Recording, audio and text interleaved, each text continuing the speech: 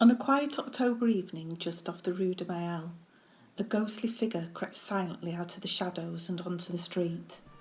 His face covered by a hat pulled low across his eyes, and a scarf wrapped around his neck and chin added to the air of mystery that the character exuded.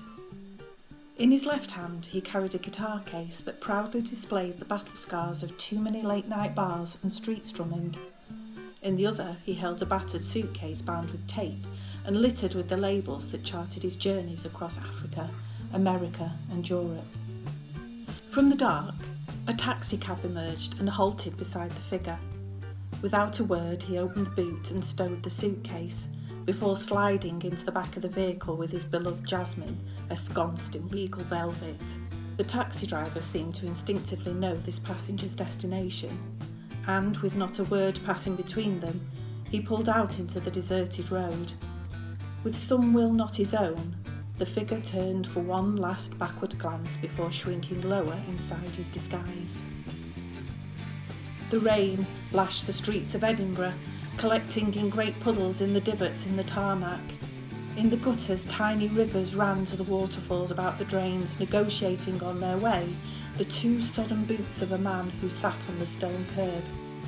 His back was hunched against the worst of the weather, and his hat tightening on his brow was pulled down low. A duffel bag, as drenched as he and as black as his sodden Crombie, stood to one side, and at his other the man had draped a protective arm around a guitar case. The man rocked backwards momentarily as he reached into his pocket for his smoking paraphernalia, a much scratched tin and a Zippo. In the rain he rolled a thin cheroot which he smoked with saturated pleasure. From the distance, the sound of an approaching car was heard and the man stood, taking up his suitcase and guitar case. He stepped away from the curb as the taxi splashed to a halt. Silently, he opened the back door of the taxi and threw in his case. He flicked the half-smoked cigarette into the gutter and climbed into the back of the vehicle with his guitar case. The taxi quickly pulled away, with the closing of the door. As the cigarette butt drifted down the drain, the last trace of the man was washed from the streets of the Scottish city. The single bulb dipped to hide its nakedness as the lightning crackled in the night. Silence hung among the rafters, broken only by the sound of rain on corrugated sheet and the intermittent banging of a door. Disturbed from their slumbers, a pair of bedraggled city pigeons flew out from their roost, only to settle quickly back again to escape the rain. When through the iron gates a man hunched against the elements appeared. Sheltered beneath the canopy of metal, he allowed his duffel bag to fall to the floor, but his guitar case remained fixed in hand.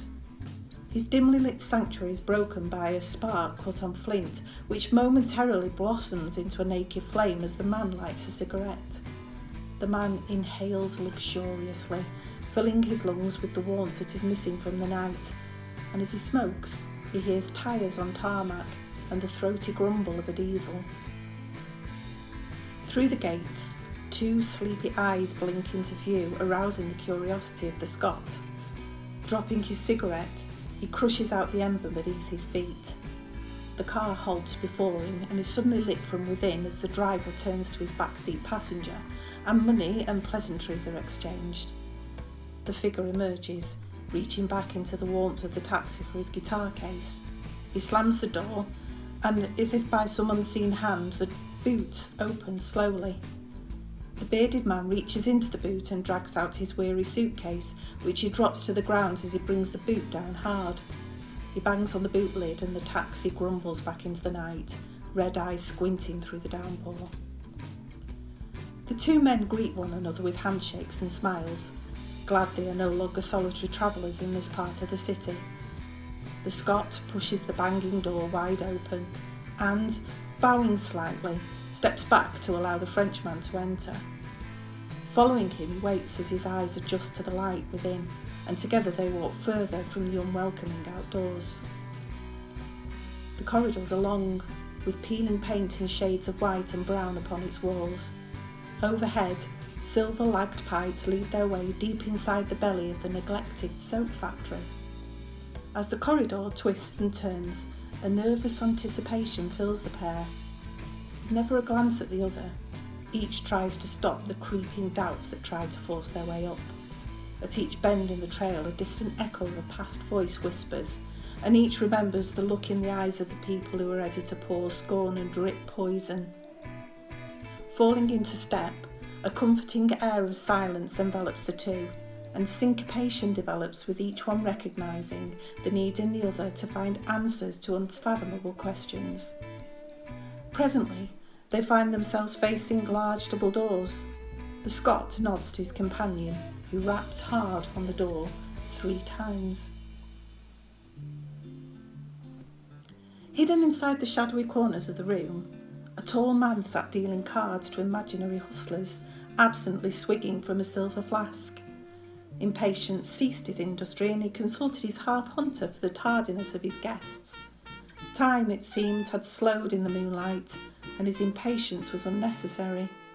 He stood to stretch his legs and reached for the Gladstone that rested by his feet. With some ceremony, he placed the leather bag on the card table at which he'd been sitting and opened it wide to remove an inlaid wooden box. From this, he took a mirror and set it beside the bag. Considering his reflection, he pushed back his hat. His necktie was duly dealt with, and he adjusted the cufflinks that glinted in the pale light. He replaced the looking-glass and next removed a smaller box from the first. From this he removed shoe-cleaning equipment, which he organised with care upon the table.